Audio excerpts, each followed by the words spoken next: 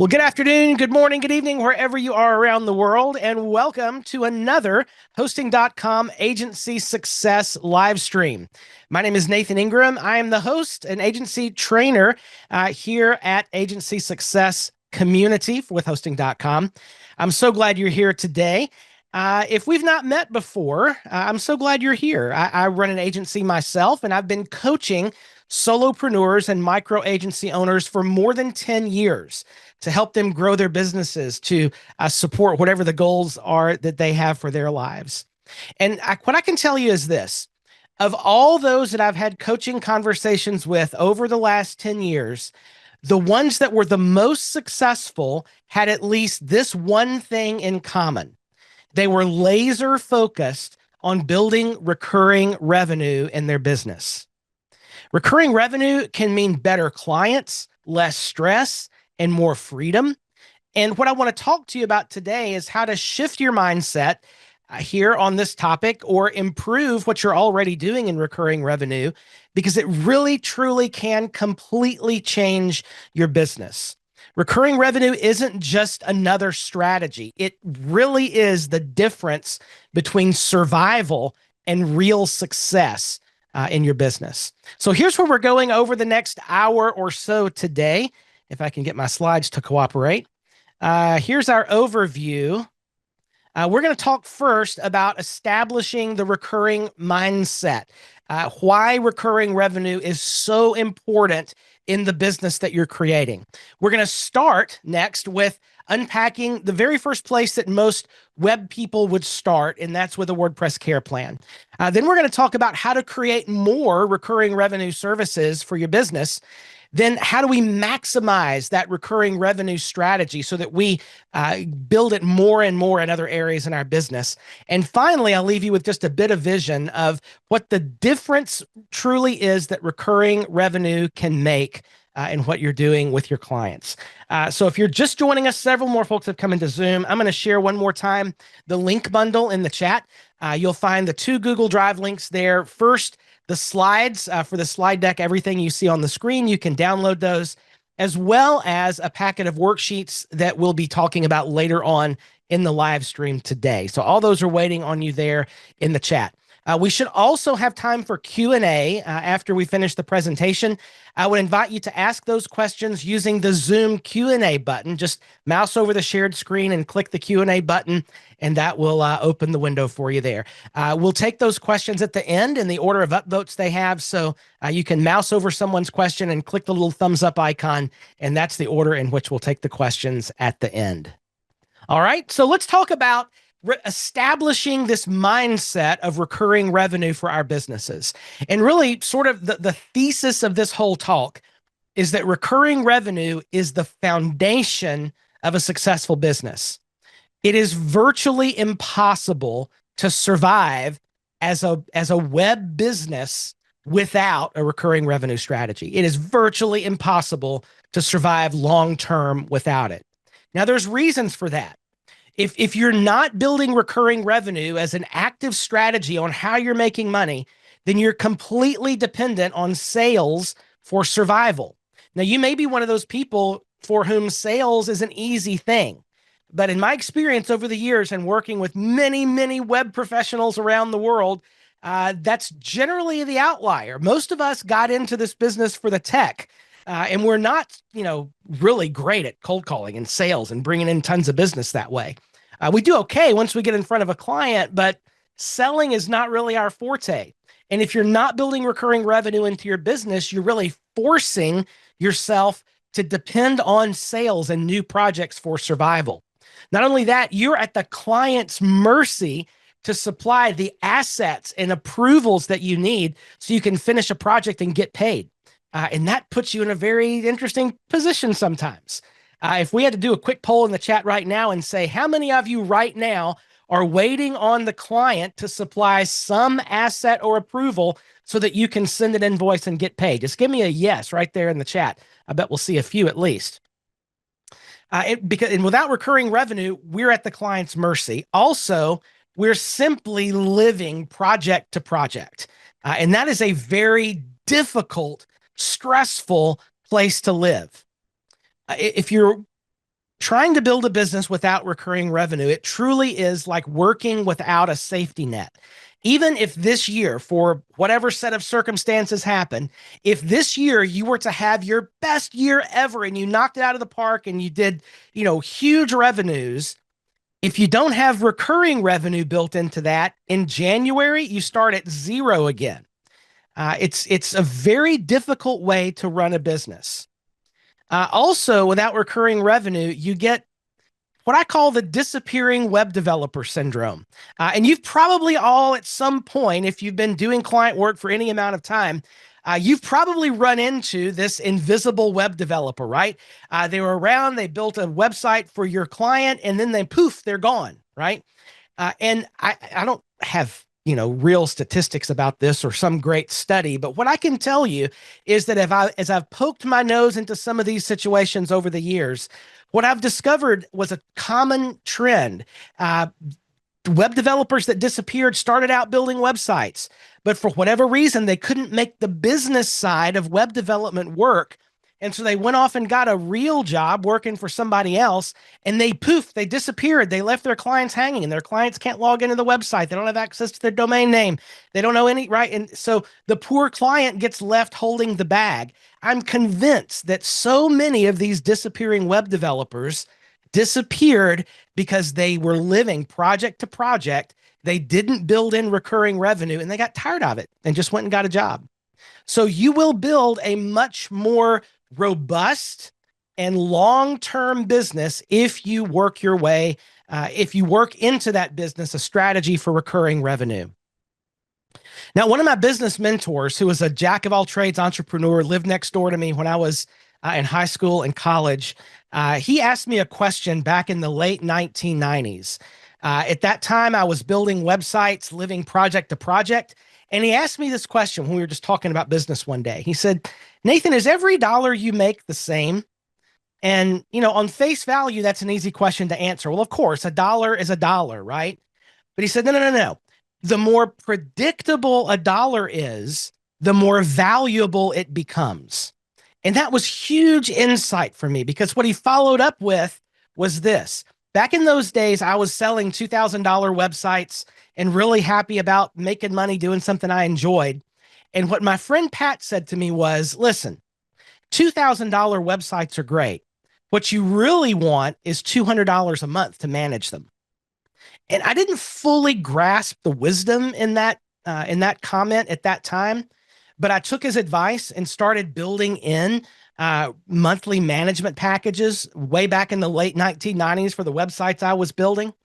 And I got to tell you, that's what started to change my business.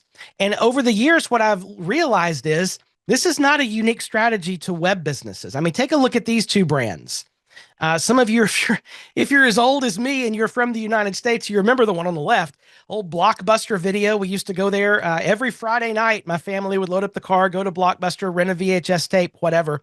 Their whole business model was based on repeat sales. Then comes along Netflix with this monthly subscription that you would buy, first for DVDs in the mail and then later streaming packages. And you look at these two things. Where's Blockbuster? It is dead, right? You can't find them. Netflix, of course, still growing to this day. A lot of WordPress businesses are basing their business on repeat sales instead of recurring revenue, and it's a problem. You see this in lots of other businesses. You see, if you have a car wash close to you today, the car wash world stumbled into this recurring revenue model, probably about 10 years ago now. It became really, really popular. And so here's one of our clients that happens to be a car wash in Texas. They're big, best value, biggest wash, $24 each time. But look at this, for $35 a month, you can wash every single day at that level. And what they've discovered is it's a whole lot better to charge a recurring monthly amount, because the washes actually only cost them a little bit. It costs them more to acquire the customer. So they're making money hand over fist with these subscriptions, because a lot of times people aren't washing their cars that often. You see it also in a restaurant like Panera. Anybody have a Panera close to them? They've started doing this monthly membership several years ago now. where for $14.99 a month, you can have free beverages. Like, if there's a Panera close to you, you can make that your annexed office. And for $15 a month, you can go in there and have all the coffee or soda or whatever it is you want. Or for, do it the annual rate. Why? Why are they doing this? Well, because you're probably going to buy some other stuff while you're there, right? And some other things. But they've discovered that it's much more valuable to have that recurring revenue stream because recurring revenue stabilizes your finances. You're not walking a tightrope when it comes to finances. It's a more predictable income. It helps to get you out of the feast and famine cycle as much. And ultimately, it's better for your client because it positions you as a partner to them and not just another vendor. Like you're actively involved in their business. Like you are a key component if you position it correctly. Every month you're doing work for them and helping them be more successful. So recurring revenue, it is absolutely critical to have this mindset, however your business works out practically speaking. So if you're a web business, if you're building websites for clients, when it comes to recurring revenue, the first place to start is with a WordPress care plan. Now, when I first started giving this talk, I think I've given versions of this talk for maybe 10 years now, maybe more than that. Not everybody was offering WordPress care plans. It's become pretty common now. But it's super important to do this. And it is the place to begin your recurring revenue strategy in your agency or your own personal work if you're a solo. It's the place to start because you've built this client relationship. So maximize its value. And every website you build needs to have a care plan. It just does. So it's a natural outflow of the work you're probably already doing building websites. Now, what goes into a good WordPress care plan? I want to spend a little time on this because it helps us to get our mind around what it looks like to build a recurring revenue service. And so I think there's 4 elements. You might say there's more, but this is the way that I've positioned it for a while. The 4 elements of an effective care plan are hosting, updates, backups, and security. And the acronym there is HUBS, HUBS. Hosting, updates, backups, and security. And I want to we'll likely do more live streams on perhaps every one of these 4 elements over the coming months. But this is a very top level view. But I want to start right here with this hosting element because this is the one historically I've gotten the most pushback on. I don't want to provide hosting services to my clients, but I'm telling you, you probably should think about it very carefully because if you're providing hosting services to your clients, you control the environment. You're more productive. There are no surprises. I mean, how many times have you over the years had a client that's brought their own hosting to the table and it's some horrible, awful control panel and it's super slow and everything's not in the same place and it's got weird little eccentricities or whatever. And you spend so much time trying to figure out the client's hosting environment and it's hard to bill for that unless you've been very clear about it up front. You control the environment. You're more productive. There are no surprises if everything is hosted on a platform that you control. Also, you're leaving money on the table. Every website you build needs hosting, and you've built the client relationship. So provide the service that your client is going to need. And ultimately, listen, it's better for the client because there's one single point of contact. When I talk about a WordPress care plan with a client, one of the phrases I always use because it always gets a smile is, look, with this care plan, there is one neck to strangle when it comes to your website. It's us. We take responsibility for it from beginning to end. So whether it's hosting or security or any of the, it's always us, and we will always help you. And if you're not offering hosting services, they're going to call you anyway. Right? So you might as well make some money from it. That's the way I look at it. So it's just better for the client all the way around. And I just saw a great comment by Shanta in the chat. Providing hosting services doesn't mean you have a rack of servers in your basement with Ethernet cables running everywhere. That's not it at all.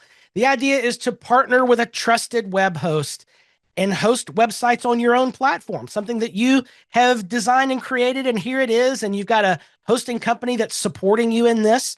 And here at hosting.com, that's what we're all about. I've been a hosting.com customer back when it was A2 hosting for almost 2 years now. And there's a couple of ways we can do this. And by the way, we have a live stream coming up at the end of this month. I'm going to drop a link bundle in the chat. The very first link in that bundle is our agency success hosting blueprint, where I'm going to unpack a lot of this, of, even a combination in many cases of a VPS or dedicated server for your typical sites. And now using Rocket.net, which has been recently, Rocket.net has recently joined the hosting.com team. And now we can offer incredible managed WordPress hosting that is, it's amazing. I actually migrated a site into Rocket.net this morning, and it was the simplest experience I've ever had migrating to a web host. The support was out of this world. So a combination of this, right? So typical sites can live on a VPS or dedicated server, and more mission critical, or if you have a lower technical knowledge and you don't want to get into the weeds at all when it comes to hosting tech, move toward a managed site. So there's various options for this. Your VPS or dedicated server is going to be lower cost, so it gives you more margin. Your managed WordPress is going to be a little higher cost, a little less margin, but it may, fit the bill for particular sites or for you in particular. So hosting, critical component of a WordPress care plan. You simply offer it. The client doesn't have to worry about it, and you're making a little more money as a result of it. The second element of a WordPress care plan is WordPress updates. And I always call this WordPress updates. I used to just call it updates, but clients sometimes can think that's content updates, and that might be included too, but separate that. These are software updates for WordPress. This needs to be a regular proactive service at set intervals, so you have a system in your business to do these things. And I often position it as compatibility assurance. Like up the road, if something breaks, within a particular limit of time that's in our contract, we'll fix this plugin or we'll replace it with something else within a time limit, right? And if it's a huge giant break that affects the whole website, we'll talk about what's the best way forward with the client. But the idea is what the client is purchasing is the peace of mind that their site's going to continue to work, it's going to be secure, and it's going to work well to meet the business objectives they have for the sites. Now, the next element of care plan is backups. So we need a great WordPress backup solution. There are many of them out there. All of the hosting.com products also come with a server level backup that's super helpful. I also like to have another WordPress-based plugin that is something I can control. So these are things where the backup is automatic on a schedule that I can adjust. Like if I have an e-commerce site, I might want to be doing database backups every hour. Or a membership site where things are happening. I want to get those more frequent than just a daily backup. Whatever backup solution I have ought to be a full site or database, my choice. I can do that at the intervals that I set. And this backup solution ought to let me move the backup off site into cloud storage that I can control, so I'm not beholden to anyone's architecture. And then they should be easy to restore. I mean, a backup that you can't restore is not very helpful, or a backup that is hard to restore. Because when a crisis happens and you got to restore a backup, the last thing you want to do is be fiddling around with trying to get this backup to restore. And there's a lot of great options out there for backups. That just needs to be part of the care plan.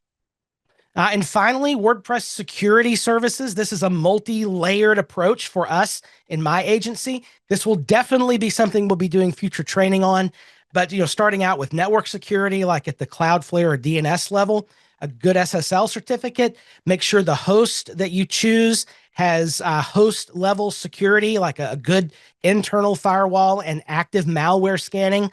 All of hosting.com's VPS dedicated servers offer a file level scan at the hosting level, and then good WordPress security. Now, quick caveat here. I've talked about this in another live stream recently, but what makes a good WordPress security plugin? There are many of them out there.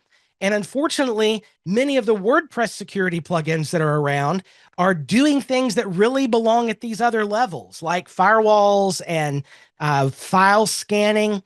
That doesn't need to be happening in a WordPress plugin, just philosophically. Those belong in other places. So a good WordPress security plugin is one that's focused on user and login security and vulnerable themes and plugins and making sure those are mitigated. And there's a number of WordPress plugins out there that do those sorts of things.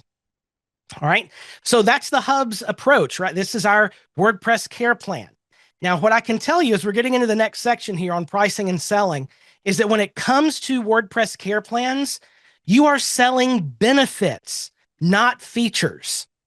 What I mean by that is you and I, we love the tech, right? Like you probably like me. I would definitely call myself a geek in this area. I will geek out on the tech that powers every little piece of this and be interested in how others are doing it and all the different plugins and whatever. We can geek out on that tech, and that's fine.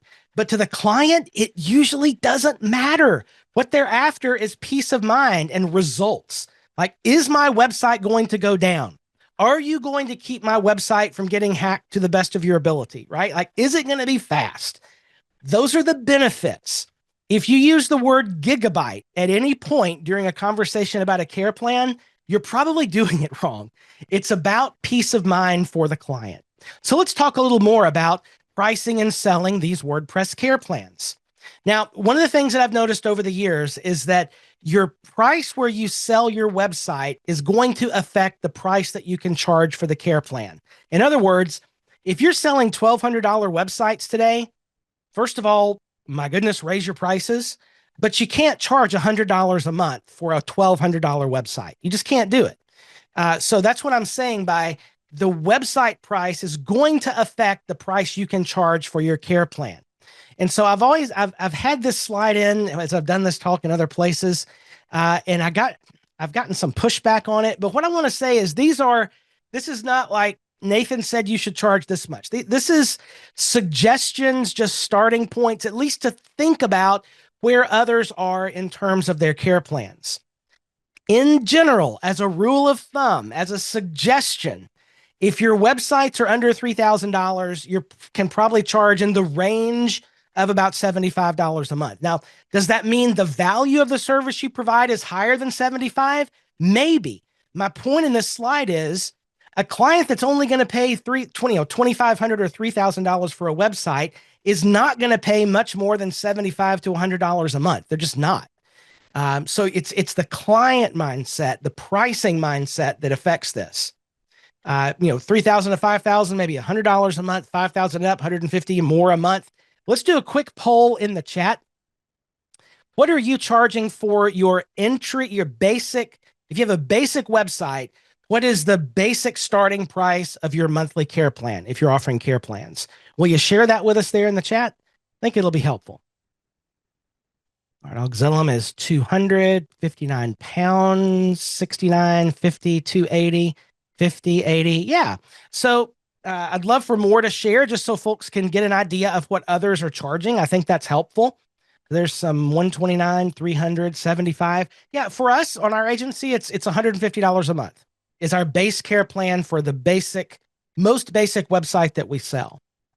So yeah, watch the chat and you'll see several of these ideas that are coming. Now, many of you, by the way, I've noticed you're sharing with hosts and panelists, so others can't see your response.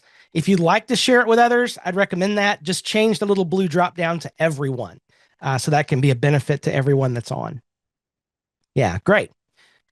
All right, so that kind of gives you some idea about pricing for care plans. So how do you even begin to sell a care plan to a client? I will tell you that over the years, I've learned that the key to selling care plans to clients is education. You have to help the client understand why this is important. They need to understand why care plans matter and really why it matters to them. Why is it important their website has quality hosting and consistent updates and ongoing backups and reliable security? Sorry about that. Why is that important to them for their business? And it's ultimately because, you wouldn't want someone to come into your storefront and to be all junky and it for them, take 10 minutes for them to get any help. And, for the ambiance of their store not to reflect the quality of what they're trying to sell. And your website's the same way. Like a professional business website needs to be managed professionally. And anchor the benefits of the care plan to why it matters to that business owner. It's super important. Now, when you start the education is critical as well. At the very beginning, when I was first learning how to do this, I would always talk about the care plan when they're ready to launch the website. Hey, we got the website ready. We're about to launch. And by the way, we've got this great plan for, X number of dollars per month that's going to keep the website. And that never, ever worked. If you try to sell a care plan with an, oh, by the way, conversation at launch, it's not ever going to work. That education conversation has to be pushed way back to the first conversation you have with a client. When I start talking about pricing at all, I always talk about pricing in two ways. There's the price to build the site and the price to manage the site. If you wait until the end and try to tell the client how important website management is to the ongoing health of their website, they're going to feel manipulated because they didn't know this pricing was a thing. They didn't know they were going to have to pay a monthly fee at the beginning. That's just not fair to the client. So we move that all the way back to the beginning when we're talking about pricing in general. In our proposal, two prices: price to build, price to manage. And for us in my agency, for years, care plans are required. And I've told clients, and I've lost business over this, we do not build sites that we do not manage. Management is required if we're going to build a site. When they sign the proposal, they're agreeing to the build price and the monthly management price. We also roll our plugin licensing into the price of the care plan. So we're not having to bill clients individually for plugins unless it's an edge case. That's a whole other discussion.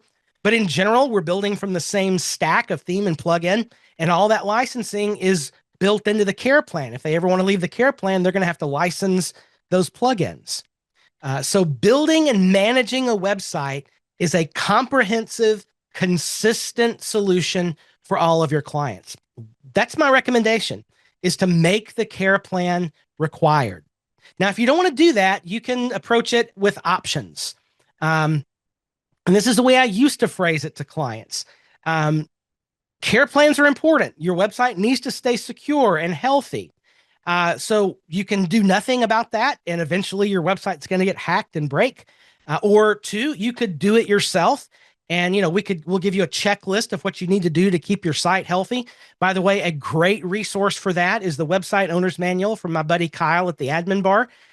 Super great tool to show clients just how much is needed in order to keep a website healthy. So you can do nothing, not a great option.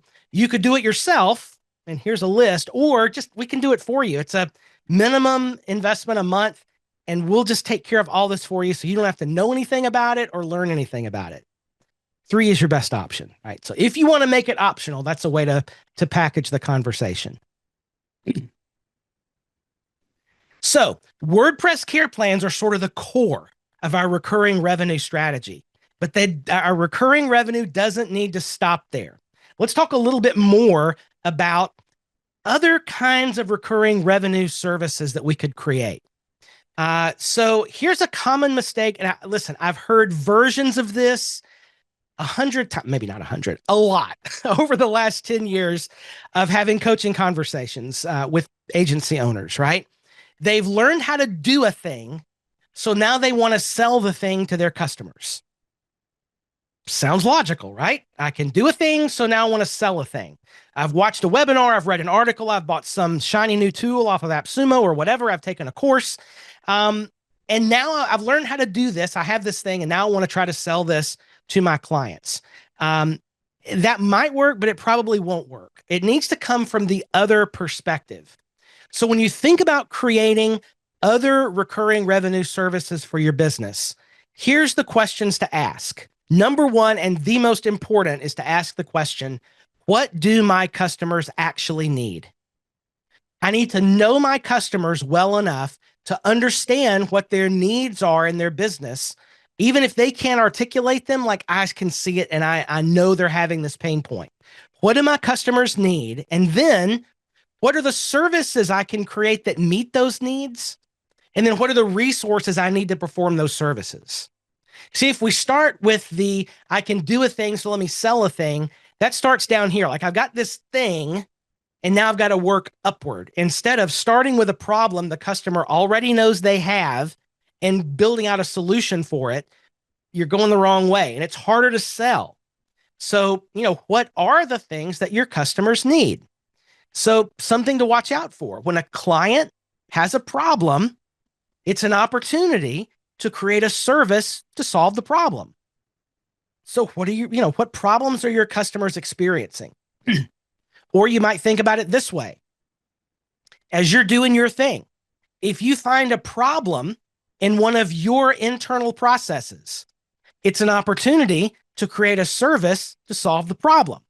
A classic example of this is you hear it.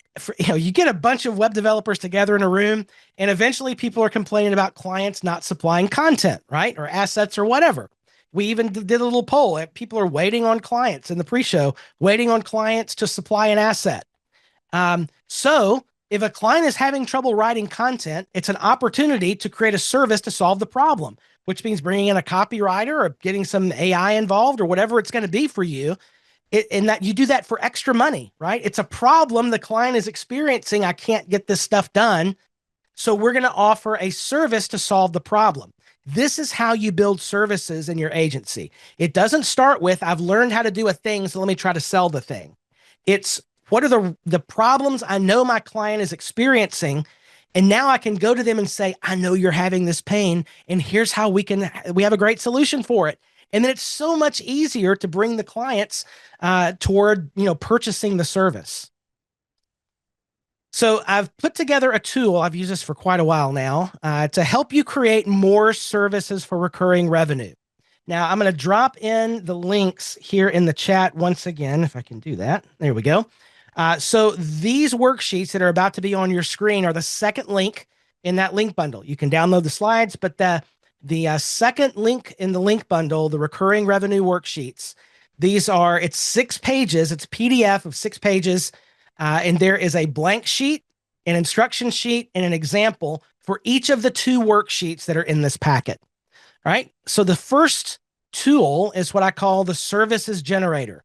Now, there's nothing magic about this. It's literally a piece of paper with boxes on it, but it's asking you the right questions to help you start thinking through. It's a brainstorming canvas to think through opportunities to create value for your clients with ongoing services. So, by the way, the first page in the bundle is this printable.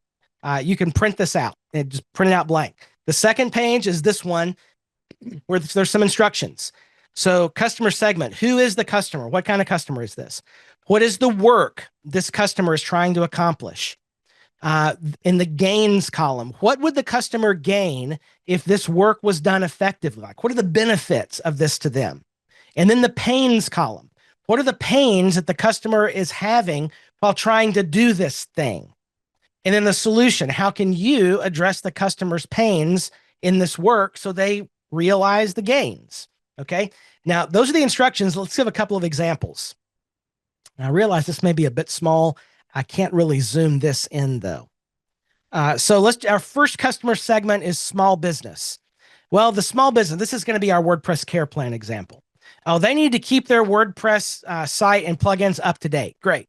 What do they gain if they do that? Well, the site's going to stay secure. It's going to perform optimally. What are the pains they experience in trying to do this? Well, people are afraid to click update, or they forget to check that, if updates are needed, or they just don't want to know anything about WordPress or web tech at all. That's a major friction point. So what's the solution? Well, we're going to offer a WordPress update service, right? A care plan. So that's how this works going across. But what other things could we start to brainstorm? Let's say you serve nonprofits. Well, if you know anything about nonprofits, they have a very important piece of work they need to do. They need to regularly communicate with current and potential donors about the work they're doing. If they do that, what do they gain? Well, they get excitement in their donor base. They can engage existing donors better, and they can maybe even activate some new donors that will support their organization. That's a great benefit. But what pain do they experience when they're trying to do that? Well, many nonprofits have a lack of trained staff, or there's a lot of staff turnover and they can't keep, as a result of that, it's hard to keep messaging and brand consistent in their communications and how they're doing things.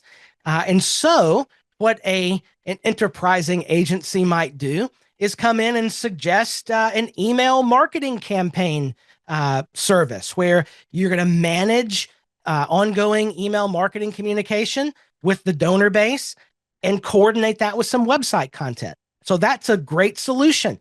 And most nonprofits are going to understand this is a real pain point. Oh, and you can do this for us?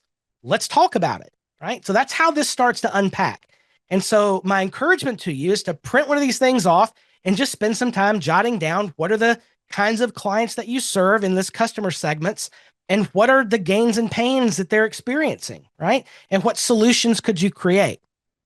Now, from this brainstorming canvas, for every line, we're going to move those into another sheet that unpacks each one of these examples, right? So we're going to unpack this one for nonprofit organizations. Now, that's going to move us into the second worksheet, the services planner. Now, this is page 4 of the packet. It's a printable, just like the other one was, and you can jot down, everything has a space and a square. So let's look at how this one works. So what is this new service you want to create, and who is the target up here? What's it about? Just a quick 1-sentence description. We're going to start here in the middle with what are the value propositions? Like, why is this important and valuable to the organization? What value does it bring to the customer segment? Why would customers select our service over others? Which of the customer's needs will this service help to meet? And just drop those things in there. This is brainstorming, just get everything down. This will become a marketing plan. So once we have our value propositions in, we're going to move over to the left-hand side, our key activities. So what do I have to do to make these things work? So I've got all these great value propositions in the middle.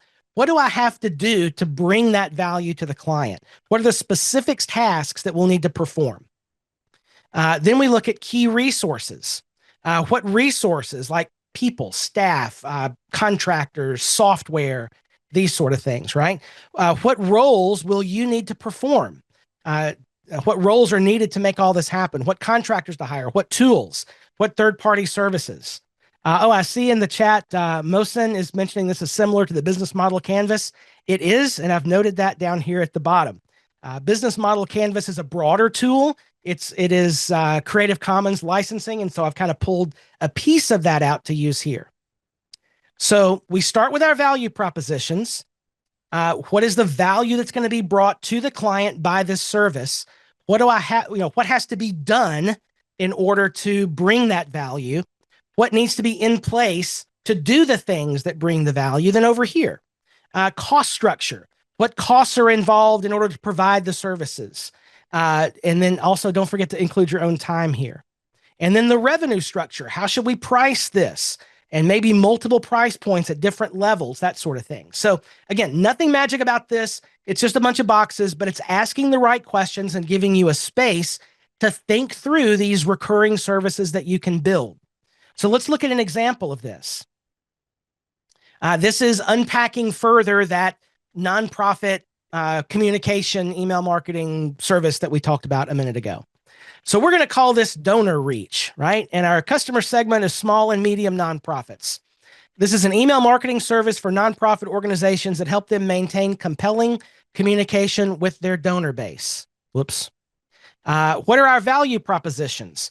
Well, we know that nonprofits are understaffed and rarely have manpower or expertise to maintain consistent strategic communications, especially those smaller nonprofits. So the value we're going to bring is a local professional. They might even be able to meet with face-to-face. The creation and execution of a planned message calendar, professional copy that's designed to engage donors, coordinated website content that's shareable to social media to supplement the email and provide calls to action to give or get involved or whatever. And then regular reporting to show if it's effective or not. So moving over to the left-hand side, these are great things that small nonprofits need. So what do we have to do to bring those things and make them real? Well, we're going to need a planned strategy meeting with me and a copywriter to assemble a message calendar. We got to create some email copy. We got to create some supplementary web content. We've got to create a tracking report. So these are things that have to be done in order to deliver the value. So what resources are needed? Well, we got to figure out an email marketing platform. We're going to need an account manager. Maybe that's me right now. A copywriter. Maybe that's somebody I know, or maybe it's AI. Who knows? And then we need a website manager to put the stuff on the website, right? That's probably me right now too. So now we move over. Whoops. Sorry about that. We move over to the right column. What are the costs involved? Well, what do we have to buy and pay for to make this happen? There's a cost of an email platform that we may want the client to pay for that. We got to think through that. Which ones have nonprofit pricing? We might want to think about that a little bit. What's the cost for copywriting? What is the cost for an account manager? Maybe we can hire somebody to do copywriting and account management, and they're the same person. Who knows, right? But these are our costs where we're thinking through what's our cost of goods or cost of services to execute the service. And then finally, we start thinking about revenue. Like, how do we package this? Maybe a good, better, best approach where we start with like a quarterly messaging campaign where there's one annual meeting to set priorities, a quarterly email, and a quarterly report that goes out. And there's maybe a price for that. There might be a next level up where it's a monthly communication, where there's a quarterly meeting, a monthly email, and a monthly report. Or maybe they want more and it's a weekly thing where there's a monthly meeting, a weekly email, and a weekly report. So just kind of thinking through what those packages are going to look like. And by the time you've got this right here, you've got the value and what it's going to take and what it's going to cost. You're ready to start talking to clients about this service. And this will help you also generate great marketing copy, because you're not starting with, here's a thing I can do, so how can I sell it? You're starting with, these are the things the client needs, and this is how we can meet that need that they know they have. All right, so take some time, unpack that. Those worksheets are there as a resource for you in the chat. Let's move on to our next section here as we're starting to wrap up. Once we start to get some recurring revenue models in place, and we have multiple even recurring revenue services in our business, let's start thinking about how do we maximize that whole strategy. And one of the things I'm constantly saying in coaching conversations is we've got to stop trading dollars for hours. Now, for many folks coming in thinking about recurring revenue, they're thinking retainer.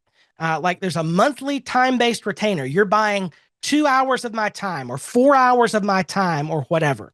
And this is something we need to detach ourselves from. There may be a time and a place for selling blocks of time like this, but in general, it is much better to think of, rather than a time-based retainer, this is a monthly service that's based on a deliverable. Now, there's an important difference here. There might be some just semantics here, but there is a deliverable. With a monthly service with a deliverable, that's where you're now starting to get detached from time, dollars per hours, and you can deliver a service. And if you're delivering a consistent service to clients, it's easier. Like if you add another client that you're delivering the same service to with the same deliverable, it doesn't take twice as long. It takes just a little bit longer than one.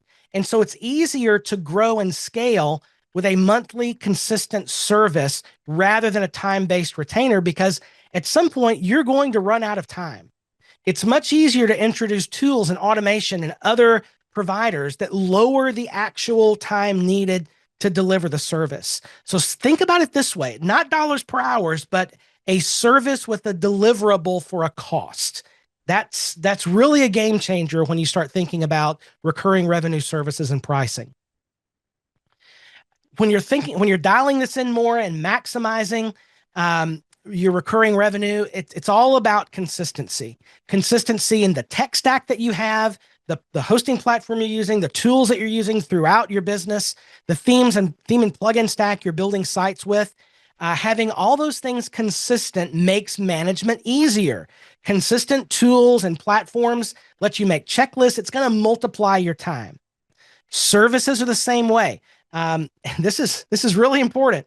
The way you price your services, you look at the clients that you have in your agency work right now, and how many different prices do you have for all of them?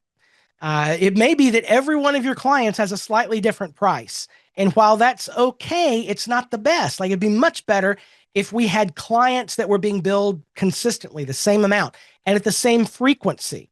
A lot of times I'm talking to clients where we're starting to dial this strategy in and coaching clients.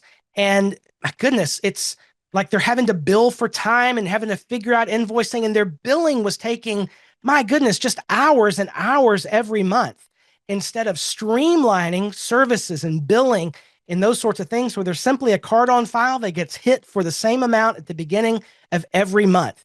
That simplifies everything. It takes far less time to manage. It makes bookkeeping much, much simpler. So just think about consistency, bringing in consistency to everything you do. It just simplifies everything. That consistency is going to multiply your time. The question we ought to be asking is, how can I work even less and still deliver value to my clients?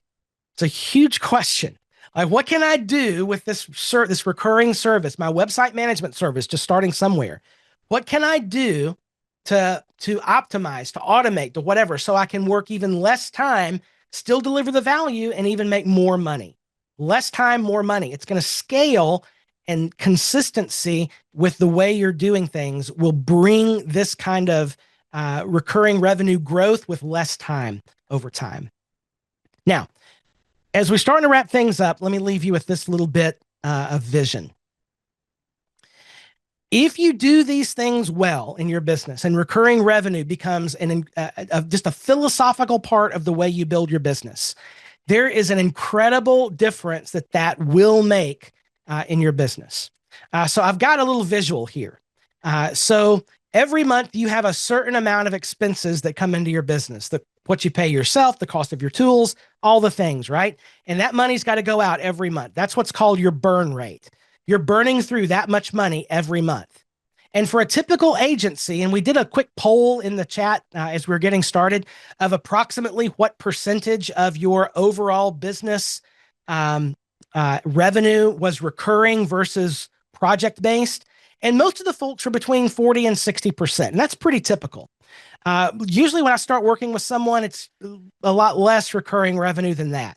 This is typical for, the average freelancer or solopreneur or small agency, where there's a smaller percentage of recurring revenue, but most of the money they make in a month comes from project work. It's one-off work. And for most folks, that the revenue meets expenses. They're living at their burn rate. They're burning through the same amount of money every month that they're getting in. And it's a really difficult, stressful place to live, because at this point where your income meets your expenses, it's stressful because you got to sell. You got to sell because next month you got to make up this gap between recurring revenue and your expenses that are going out. It's a very stressful, difficult place to live. So as I'm working with someone, the very first thing we try to do is identify, how can we actually lower this burn rate a little bit and create some margin above our burn rate and what we're actually making.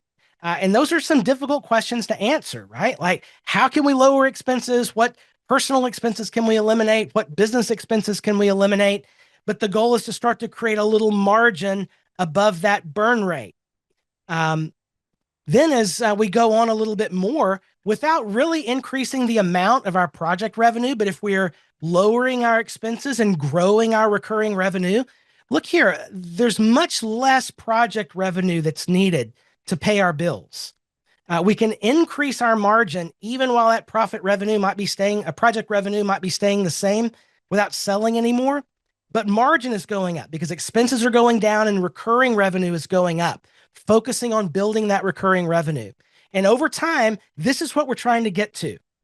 There's this magic moment that happens where 1 month, all of a sudden, your recurring revenue meets your burn rate, meaning all your expenses are paid by recurring revenue. And this is the freedom line. This is the place where, wow, it's this aha moment. And I've seen it over and over again in people that I've worked with, where all of my bills are paid. My salary for next month is paid by the recurring revenue that's coming in. It's this incredible experience. The load is off my shoulders. The stress is dialed down, because that means that even if I have a terrible month next month or next quarter, or it's a bad season where project revenues are way down, we're still paying our bills and we still have that freedom. But then something even more amazing can happen. As we keep building our recurring revenue, it pushes past that burn rate, past the freedom line, and starts to introduce some real flexibility in our world. Like, wow, I am making more than my expenses in recurring revenue. I don't have to take work that I don't want. I can say no to difficult clients. I can fire those clients that are getting on my last nerve because I don't necessarily need them anymore, because I have this flexibility. I'm making more money in my recurring revenue than it cost me to operate my business and to live my life. That is the goal. That lets you have flexibility to explore and learn and try new things and maybe take a real vacation for once, right? This is what we're trying to get to. And this is the difference that recurring revenue could make. So let me just ask, how would that change your business? If you were at that point where your recurring revenue was far exceeding your burn rate, how would that change your business? How much less money stress would you have? How much would you enjoy not having to put up with bad clients anymore because you don't have to? How would you enjoy being able to say no to work that you don't want to do? And you can focus instead on the work that you really do want to do. How would this change your business? Because you can do it. It just takes building recurring revenue. Being wise with our expenses and keeping the burn rate as low as is possible, but then building that recurring revenue so that it gives you freedom and flexibility. How would that change your business? And then also, by the way, how would that change your life? I mean, how would a business that worked like this really improve your life? Would it give you a better attitude, better mental health, better relationships? Probably, because, business and personal stuff is a big bowl of spaghetti and everything touches everything else. This is, this is not magic. It's just slowly, gradually building recurring revenue. It took me many years to get to that flexibility point. And today, our recurring revenue far exceeds our burn rate. And it is such a wonderful place to be because we have choices now. And that's why I say recurring revenue is the foundation of a successful business. It is virtually impossible to survive long-term without it. Well, thanks so much for being with me for the last hour. I'm going to drop in our link bundle in the chat. If you missed that, those two links are there, the slides and the worksheets, as well as our list of next upcoming live streams with Agency Success. I'm going to turn my attention to some questions now that have come in. If you have a question that you'd like to ask, use the Zoom Q&A, and we'll work those in over the next several minutes. All right, so first question in the list comes from Justin. Justin says, in the past, I made maintenance optional, a mistake I regret. Now I have clients that ignore invites to go on to a maintenance plan. They're like, it's been fine, so they don't need it. I don't seem to be able to make them appreciate the importance. Do you have any advice for converting the if it ain't broke, don't fix it crowd? Justin, I feel your pain because let's just do a quick poll in the chat. How many of you have either not offered maintenance or not made it, or you've made it optional and then you've tried to bring somebody in? Have you done that before? Or even more, how many of you have done the updates for free? I've done that. When I first started doing WordPress, I just did the updates for free. Wow. Yeah. So it's a common thing, right?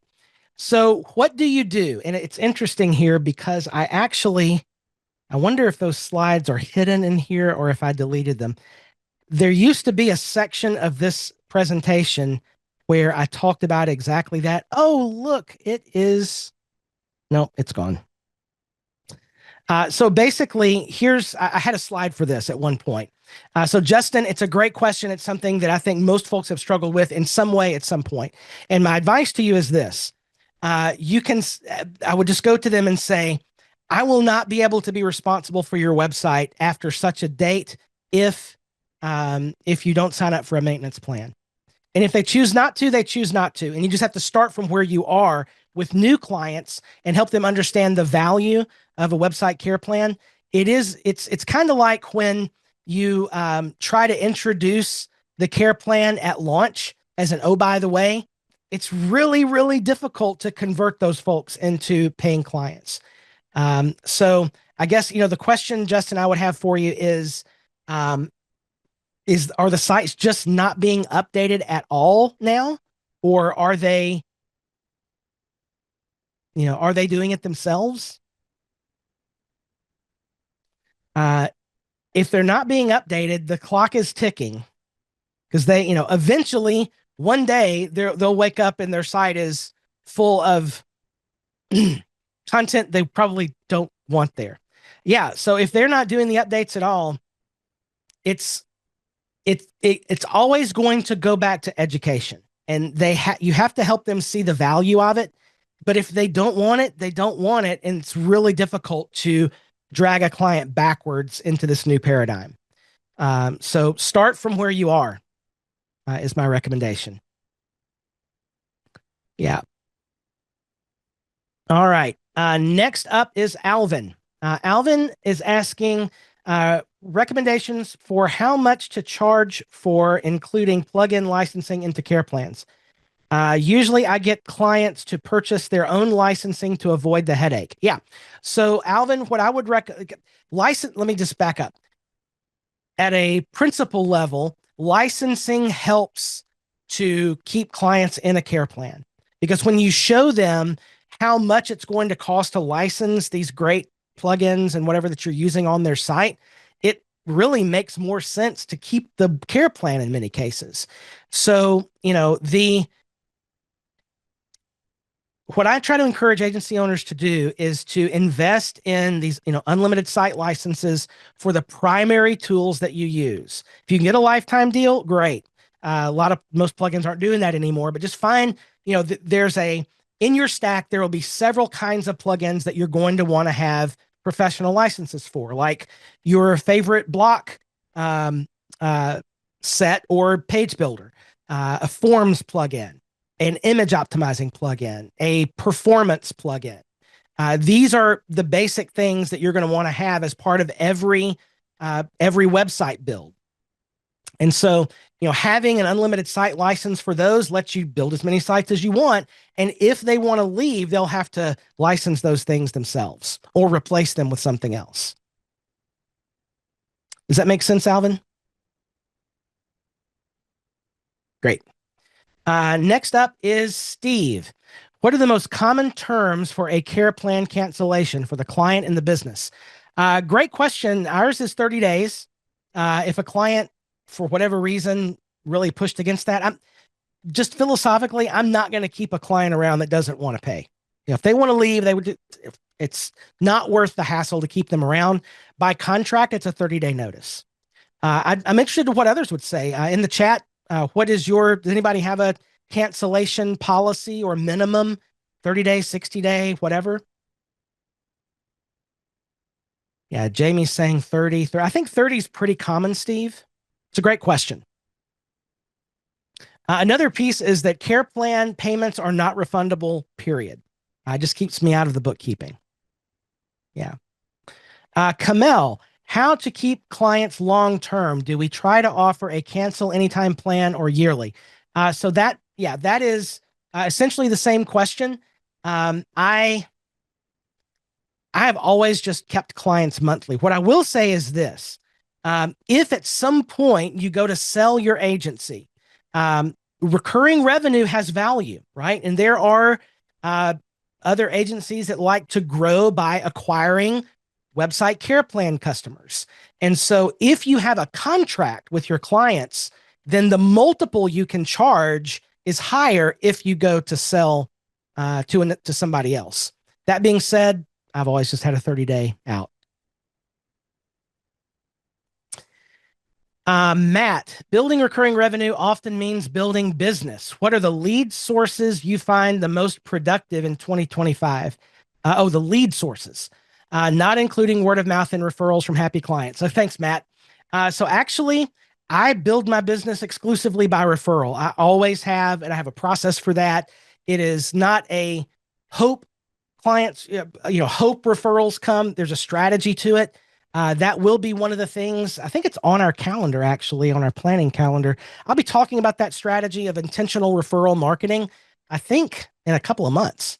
I believe it's this year on one of these agency success live streams. But I've always grown my agency by word of mouth and referrals strategically, because the quality of clients that we get from referrals is significantly better than clients that just find us through other means. Also, if you're a micro agency, well, let's say it this way. If you are an agency that actually has a dedicated sales team, it makes sense to have broader strategies like content marketing and other things where you're out there, trying to cast a wide net. But those salespeople have to filter out, you have to throw the bad fish out of the net, right? And keep the ones that are the best fit. If you are a micro agency and you are like most of us, don't really enjoy selling, it is much better to work by referral because the kind of clients you get are better and there's not as much or any sales involved. So Matt, hopefully that is helpful. Kamel, what is the best way to acquire new clients besides word of mouth? Okay, that was the same question. It's a great question there, Kamel. And finally, Sherry, do you ask for that credit card at the end of the build or at the beginning with a start date in the future? Great question. So what Sherry's talking about is when you roll a client out, when the site launches, in other words, and they've transitioned out of development into management, how does that work? And so for me, the way it works is, let's just say they launch on the 10th of the month. Well, we're going to get a payment for the rest of that month, prorated at the rate they'd be paying, get a credit card in Stripe that's billed for that amount. Then we set the next payment due on the first of the month.